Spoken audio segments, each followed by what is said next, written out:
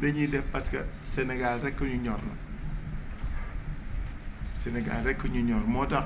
foofu damay dalal seen xel amuñu problème ak kenn amuñu problème ci dara dañu rafetlu lépp te di ñaanal ñëpp ku nekk la nga dugg yàlla na nga fa gis sa wërsëg donc dama bëggoon loolu parce que xam naa sujet yu leen ñor la man nag tàmmuma di daw débat moo tax je préfère wax li nga xam ni mooy li ne ñu bari nag ñu ngi ñuy tiital merci on les remercie de s'inquiéter pour nous mais nous on est heureux on est confiant parce que xam nañ ni li am solo mooy terrain bi mooy nit ñi dem ci nit ñi wax ak nit ñi liggéey ak nit ñi nekk ak nit ñi te dama ni ci kanam di ngeen ko gis suñu camarades yi dem nañu beri daara am na ñuy ñëw di fekke ci daara gi ak bokkaat ci kër gi ñu bari nag ñu ngeen foogul d'horizon de niveau de profil différent loolu la ñuy sant yàlla c'est cette capacité que taxawu à se renouveler mooy suñu doole mooy suñu force c'est que nag bariwuñu wax duñu kii lu bari mais ñu ne ay ndaw ruuraan lañuy dañuy liggéey ci suuf su jebbee rek nit ñi gis li ñu liggéey et looloo tax duñu tiit mu fu ngeen ñu fekk ñëpp militants yëpp dañuy kafakaree parce que dañu wóolu suñu bopp parce que dañu doyloo suñu bopp dañu wóolu suñu bopp parce que xam nañ fi ñu jëm dañu wóolu suñu bopp parce que xam na nan lañ fay demee ak ñan lañ fay demee donc dama bëgg rek ñu xam ne taxaw mi ngi taxaw jodd taxaw day dem du taxaw mukk kooku dama bëgg nit ñi xam ko ñiy tiit ak les titres des journaux tout ça là ñu ngi leen di sant ci yooyu ci mettre en mise en garde yooyu ñu ñuy defal ñu ngi leen di gërëm mais on a conscience de ce que nous vivons parce que tàmm nañ ko dund nañ ko te du lu bees pour ñu defaraat nag taxawu c'est dans un contexte national bu ñun ñëpp ñuy dund réew mi moom képp ku wax ni neex na rek dafa naa ni da ngay xaw wax lu la neex dëkk bi tar na lool dund gi dundin gi metti na lool mais kooku puisque je reprends la parole publique dañ ci waxtaan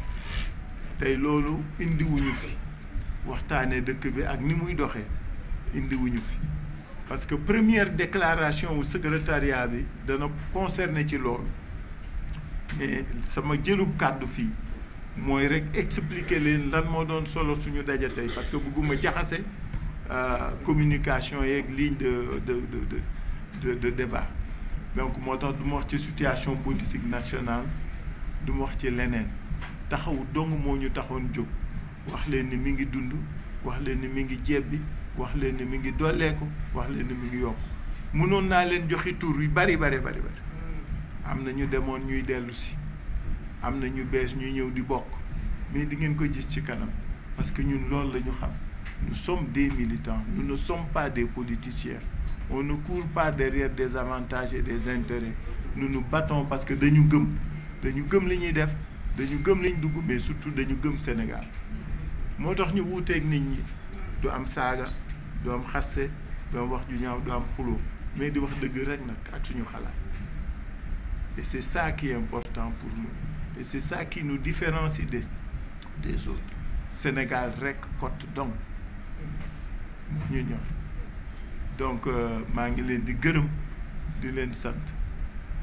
teewaay bi dalal na suñu xel li ñu def sottal nañ ko en tout cas je voudrais vous remercier toute la presse présente aujourd'hui pour couvrir ce nouveau départ du mouvement Taxawu Sénégal. Il s'est agi à cette occasion-ci de mettre en place le premier jalon de la réforme et du redémarrage des activités publiques de Taxawu. Depuis 10 mois, nous avons entamé un processus de rénovation et de relance et de restructuration de Taxawu. Ce processus-là,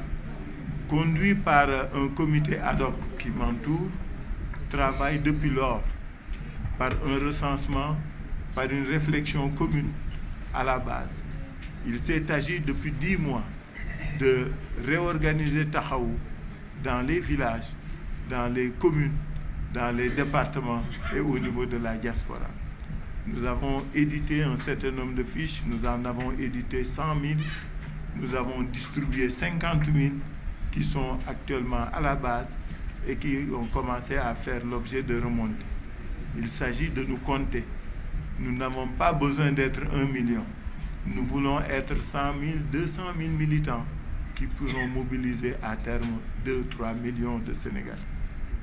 Donc ce qui importe aujourd'hui, c'est d'avoir des militants, des camarades qui seront sur le terrain, qui vont recruter, qui vont mobiliser, qui vont parler aux Sénégalais à la base de leurs préoccupations, qui vont échanger avec eux sur leurs conditions de vie, mais surtout qui vont expliquer à nos concitoyens les orientations, les propositions de Taxawu Sénégal. Ces propositions ne sont pas nouvelles. Elles concernent le Sénégal. Elles portent sur la vie des Sénégalais, sur leur devenir. Comment faire en sorte que le Sénégal soit plus développé de manière plus hardie, plus inclusive, mais surtout de plus utile et rentable au peuple. Qu'on le veuille ou non, ce pays est à la traversée des chemins. Il vit des situations compliquées un peu. Et c'est l'occasion pour moi ma gërëm mais massawu autorité waa Touba ak dëkk yi nga xam ni yëpp inondation yi def na fa problème yu méttee métti. Si j'ai pris Touba, c'est compte tenu de la nature de l'agglomération. C'est compte tenu de ce qui a été fait par tous les pouvoirs qui se sont succédés et malheureusement qui ne semblent pas pour l'instant régler le problème des inondations à Touba. Ñu ngi leen di massaw, ñu ngi leen di jàppale, di wax ne di ñaax gouvernement bi pour que mu gën a yokk li mu doon def parce que une agglomération de plus de 2 millions d'habitants, je crois que li ñuy dund actuellement metti na. Et c'est cela qui sera un peu l'objet du travail de mobilisation, d'animation et d'explication des cellules de Taxawu à la base, dans les communes, dans les villages, dans les départements. Il s'agira pour nous de construire un devenir, pour Taxawu. Il s'agira pour nous de nous investir pour le développement de ce pays, de faire en sorte que tout le monde puisse se rendre compte que ce qui importe, c'est le Sénégal et rien d'autre, et ni personne d'autre. Je ne saurais terminer sans marquer ma solidarité avec tous ceux de nos compatriotes qui vivent des difficultés. J'ai parlé de ceux qui souffrent des inondations, mais je veux parler aussi de ceux qui sont en prison, de ceux qui ont perdu leur liberté, de ceux qui souffrent d'injustice et de ceux qui sont aujourd'hui très éprouvés. Je ne vais pas citer de noms, parce que si on commence à citer, on va oublier. Mais que ceux qui sont là-bas chez moi comprennent que nous sommes de tout cœur avec eux. Parce que fële nag moom neexalul kenn yàkkam di wu fa dem ku fa dem rek di nga xam ne lépp dëgg la. Donc ñu ngi leen di wax suñu solidarité, ñu ngi leen di wax suñu soutien, di engager le gouvernement, les autorités judiciaires pour que ñu accélérer li ñuy def parce que koo yàggal foofu rek xamoo li ngay def ci